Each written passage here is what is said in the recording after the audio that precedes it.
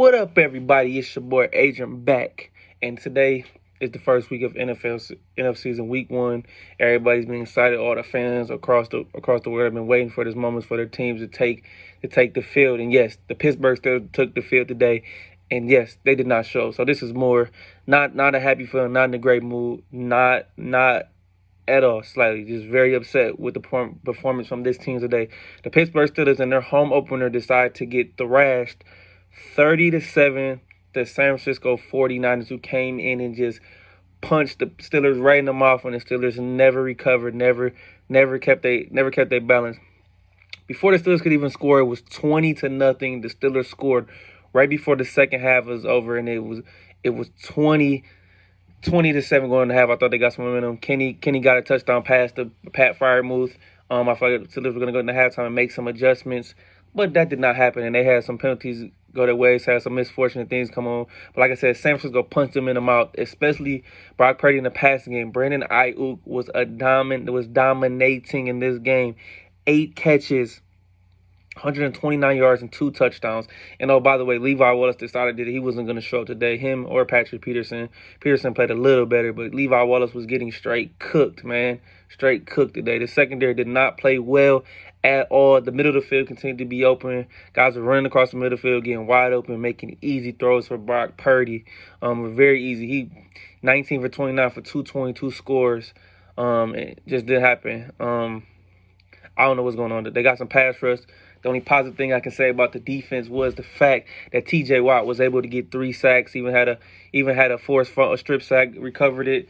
He tried to do what he could to help this team today, but they did not show up. Like I said, San Francisco blew them in the mouth. The only negative was Brendan McKivitz could not block T.J. Watt, and he did what he could do, but he couldn't carry the team by himself, especially with the performance from everybody else. This is an F-plus performance by this team, no doubt about it. Like I said, this is probably the worst performance that I can remember in some time from the Steelers. To come out like this at your home, and they even had the 49er fans are cheering, "Let's go 49ers" on your home turf.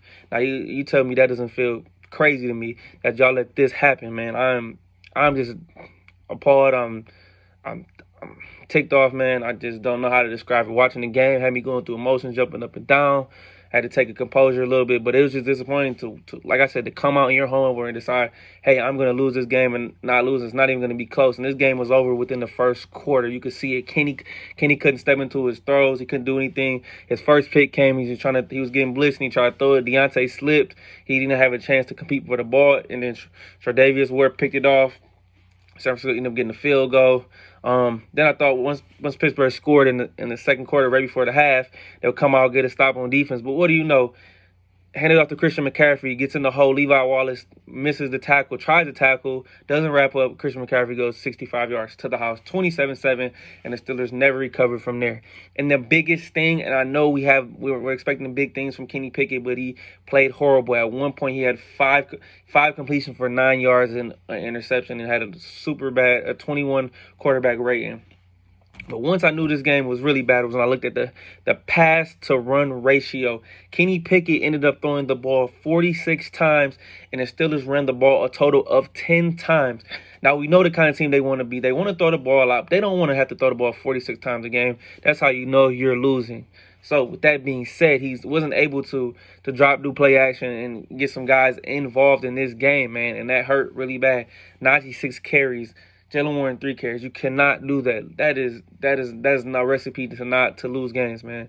San Francisco was able to run the ball 34 times, and throw the ball 29 times. That's more equal opportunities. And the Steelers need to work like that. Kenny can't be successful if he has to do that every game. And it's just not fair. And especially the big thing in this game was injuries for the Steelers to start to pile up. Everything went wrong in this game that could possibly go wrong. They took 2 steps forward, 3 steps back every time. And they dug themselves such a deep hole that there was no coming back from it. Now let's talk about these injuries real quick. Coming into the third quarter, I was trying to get Deontay the ball early in that drive. Deontay Johnson gets hurt. Catches a pass, breaks the tackle, runs up the field, and then gets tackled, holding his hamstring. He's out for the game. Early in the first half, Cam Hayward goes out in the game, groin injury. We don't know how serious it is. We don't know how serious Deontay Johnson is. Even Pat Freiermuth got knocked out early in the game. He ended up coming back. Got hit pretty hard by Tyler Tafunya.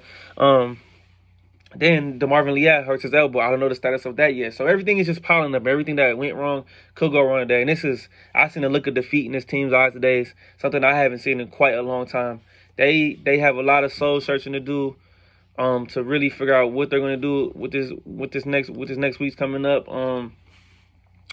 Mike Tomlin, after the game, quoted and said, "Kicked in the teeth," and he couldn't have said it any better. Like I said, this is a very disappointing performance. I understand San Francisco is as good as they are, and they are continuing to be a Super Bowl champ. But for you, the fact that you guys can come out and play like this, and you have months to prepare for this team in this game, and score a combined 7 points at one point in the game early in the second quarter, the Steelers did not had 1 yard of total offense and no first downs before the last drive before they scored a touchdown with the help of some penalties all the way. By the way. So yes, we fought a 0-1. Fought a 0-1, man, and this is not fun. Now next week we have to play the Cleveland Browns. Monday Night Football, I believe that is. Yes, it is Monday Night Football. The 18th. So Steelers are gonna have to figure this out, man, because Cleveland got a dominated division rival in Cincinnati. They 24-3. Cincinnati scored less points than us, so we're not too far behind the division. No way. By the way, Baltimore won 25-9 against a rookie quarterback, C.J. Stroud, making his first start for the Houston Texans. So the Steelers are gonna have to watch this film tomorrow, take it on the chin, because nobody's getting an A+. And figure this out, man, because if they don't clean this up, this could get bad real quick. This Browns team will be confident. They're going to be physical, too. You already know how they is. So I know they're fan that they lost one of their best tackles in Jack Conklin. So we'll see what that said. But Monday Night Football, they'll be back. It's going to be a long week, a long practice week, man. And I'm ripping on them, man. I was wrong. I said they were going to win this game. I was wrong. Had I known they come out and play like this, hey, it's a different story. But I don't suspect this. That's not Pittsburgh Steelers football by any means necessary. So this better get better before it gets too late, because as you know, that you start 0-2 in the NFL, that's a recipe for not even having a chance to make the playoffs. This is a long season, and you don't want to be bad this early, man. So Mike Tomlin's got to get these guys up and get them ready to go. Kenny's got to figure this out, man. And if they don't figure it out, it could get bad before it could get good again, man. And this is not the way I want to start the season today. But luckily, there's a game next week, and I have to figure out the mistakes, man, and get back to it and get back in the lab tomorrow. Start a new work week and just scratch this game clean, man. But awful performance by this team, a F+++.